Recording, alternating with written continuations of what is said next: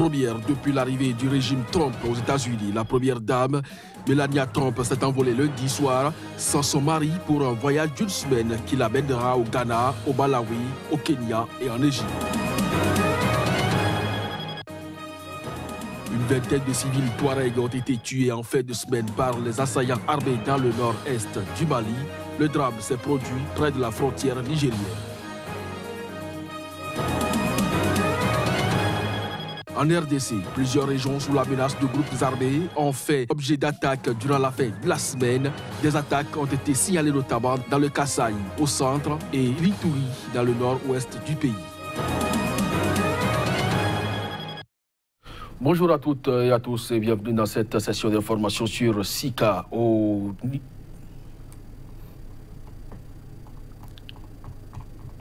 Depuis l'arrivée du régime Trump aux États-Unis, la première dame, Melania Trump, s'est envolée lundi soir sans son mari pour un vaste de groupes armés ont fait objet d'attaques durant la fin de la semaine. Des attaques ont été signalées notamment dans le Kasaï, au centre, et l'Ituri, dans le nord-ouest du pays. Bienvenue à cette session d'information sur Sika. La première dame des États-Unis, Melania Trump, s'est envolée lundi sans son mari pour un voyage d'une semaine qui l'amènera au Ghana, au Malawi, au Kenya et également en Égypte. La First Lady qui se rend à l'étranger sans son mari, ce n'a rien d'extraordinaire puisque déjà Michelle Obama l'avait fait à plusieurs reprises de l'Afrique du Sud à la Chine. Mais l'entêtant parfum de mystère qui entoure toujours la discrète Mélanie, près de 2 ans après l'élection de Donald Trump à la Maison-Blanche et les propos incendiaires de ce dernier concernant le continent africain donne à ce périple un relief particulier. C'est une information sur laquelle nous allons revenir tout au long de la journée. Puis au Niger, les enseignants ont suspendu leur grève qui durait depuis un mois. Les cours ont donc repris lundi dans les universités du pays, selon 2 syndicats. La discipline des enseignants les conduit à respecter la suspension de la grève. Vendredi, en effet, le syndicat national des enseignants-chercheurs du supérieur, SNEC, avait annoncé la suspension de sa grève en attendant l'issue d'une médiation de la Commission nationale des droits de l'homme. De son côté, le gouvernement a accepté de différer l'application de ces textes sur la gouvernance des universités, dont la nomination des recteurs par décret fortement contestée par le SNEC.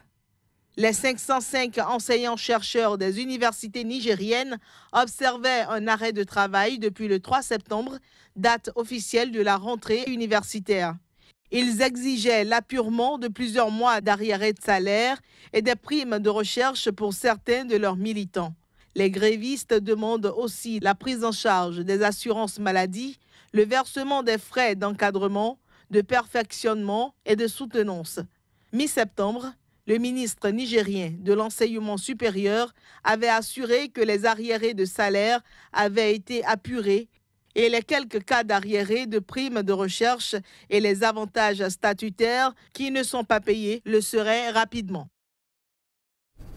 Une vingtaine de civils Touaregs ont été tués en fin de semaine par des assaillants armés dans le nord-est du Mali. Le drame s'est produit près de la frontière nigérienne. Le nord-est du Mali est toujours le théâtre des attaques de djihadistes. Le mouvement pour le salut de l'Azawad, groupe armé principalement Touareg, combattant les djihadistes dans cette région, avait fait état d'un bilan provisoire de 7 civils tués, dont un vieillard dans une attaque en fin de semaine contre la localité d'Amalaoulao. Selon une source de sécurité malienne, les assaillants qui ont tué au moins 25 civils avaient un véritable plan d'attaque.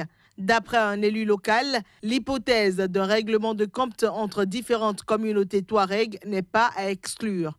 Lors d'une précédente tuerie le 25 septembre dans des circonstances similaires, à 45 km à l'ouest de Ménaka, le ministère malien de la Sécurité avait fourni un bilan de 27 morts, évoquant des affrontements entre des membres de la communauté Idourfane touareg. Il faut dire que quelques 200 personnes, dont de nombreux civils appartenant surtout aux communautés Peul et Touareg, ont péri depuis le début de l'année dans cette région où s'affrontent notamment des djihadistes ayant prêté allégeance au groupe État islamique et 2 groupes soutenant la force française Barkhane et l'armée malienne. En République démocratique du Congo, plusieurs régions sous la menace de groupes armés ont encore fait l'objet d'attaques durant la fin de la semaine dernière. Des attaques de groupes armés ont été signalées notamment dans le Kasaï au centre et l'Ituri dans le nord-ouest du pays. Les conflits de basse intensité qui continuent de miner maintes régions de la République démocratique du Congo se sont poursuivis durant la fin de la semaine dernière avec des attaques de groupes armés rapportées dans le Kasaï, au centre de l'Ituri et dans le nord-ouest. Une position de l'armée congolaise a été attaquée dimanche matin à Chiaou, dans la commune de Nganza, province du Kasaï central. Aucun bilan officiel de cette attaque n'a été rendu public, mais une source de l'armée qui a requis l'anonymat a cependant avancé un bilan de 8 miliciens tués durant les combats. Les miliciens ont également incendié la maison du chef du village qu'ils accusent de fournir des informations à l'armée. La même source a expliqué que les miliciens ont recruté beaucoup de jeunes qui sont en brousse. En Ituri, un assaut d'un groupe armé a également tué 2 militaires et 3 civils, d'après l'administrateur du territoire de Djougou, Alfred Efoloko. Les opérations de ratissage se sont poursuivies dans cette localité. Le porte-parole de l'armée dans la région, le lieutenant Jules Chikoudi, qui a confirmé la mort de 3 civils, juge la situation un peu inquiétante car les attaques des assaillants sont opérées presque d'une façon simultanée. Devant la Cour pénale internationale ce lundi, les avocats de Laurent Gbagbo ont demandé son acquittement pour crime contre l'humanité. C'était en présence de centaines de personnes venues soutenir l'ancien président de la Côte d'Ivoire.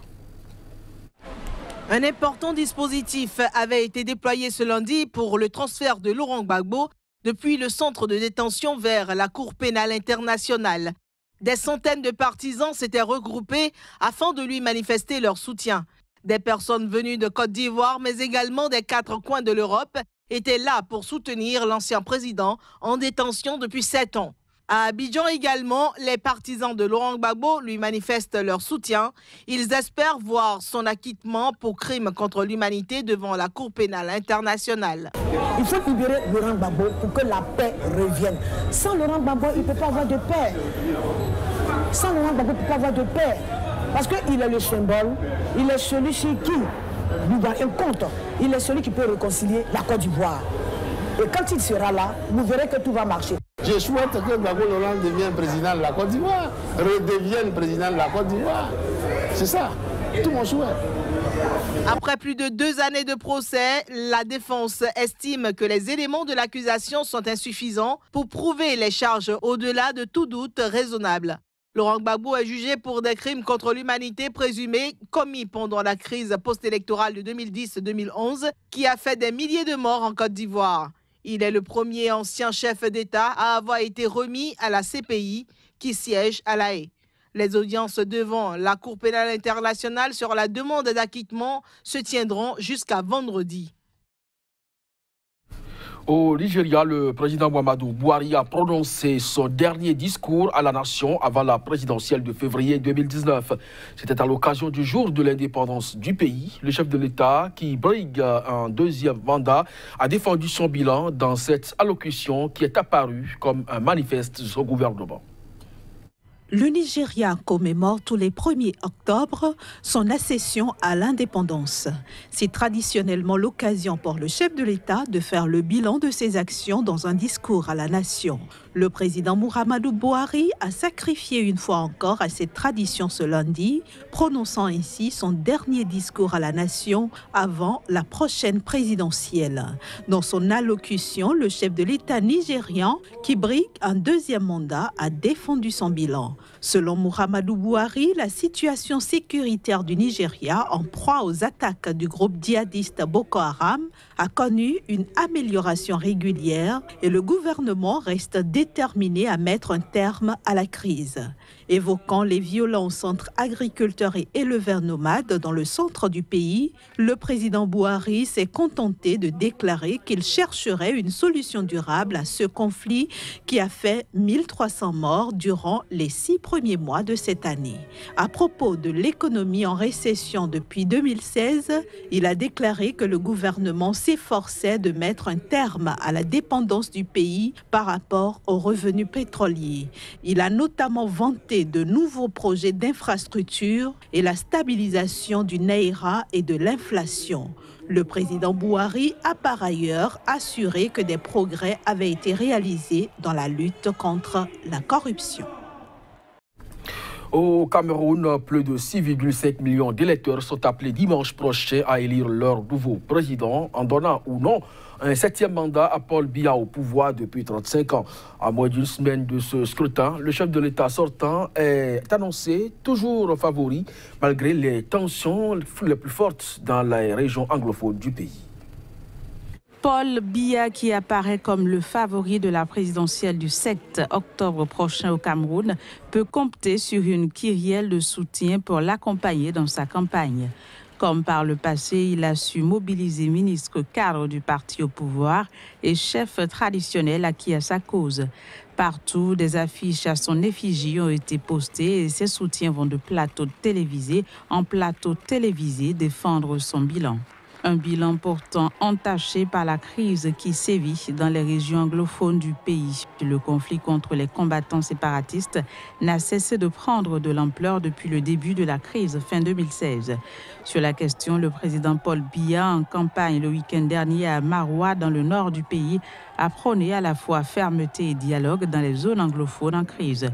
8 candidats espèrent renverser par les urnes le président sortant. Et contrairement aux 3 dernières élections pour lesquelles l'opposant historique Nidjon Frondi était le principal challenger, le scrutin en 2018 semble plus ouvert. 3 adversaires se démarquent cependant. Joshua Ozi du SDF, qui a repris le flambeau de Nidjon Frondi, Maurice Kamto, ancien ministre passé dans le camp de l'opposition, et Akere Mouna, avocat célèbre. Au Sénégal, le conseil municipal de Dakar a élu à sa tête ce week-end Soham El Wardini. Elle devient ainsi la première femme à occuper le fauteuil de maire de la capitale sénégalaise. Élue ce week-end à la tête du conseil municipal de Dakar, Soham El Wardini remplace le maire Khalifa Sall. Fidèle de Khalifa Sall, dont elle était la première adjointe, Soham El Wardini a été élue par 64 voix sur 88 bulletins valables, devançant le maire de la commune des Parcelles Asseni, Moussassi, et le maire de Patte d'Oie, Banda Diop.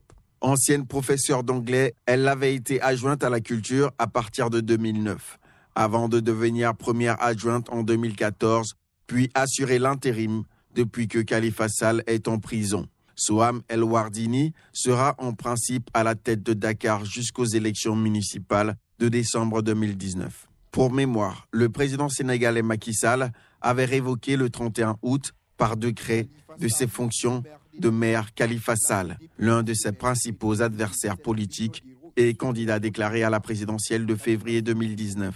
Et ce, au lendemain de sa condamnation en appel à 5 ans de prison pour escroquerie sur les deniers publics. Cette édition est terminée, mesdames et messieurs. Merci de nous avoir suivis. Très bonne journée en compagnie des programmes de SICA. À très bientôt.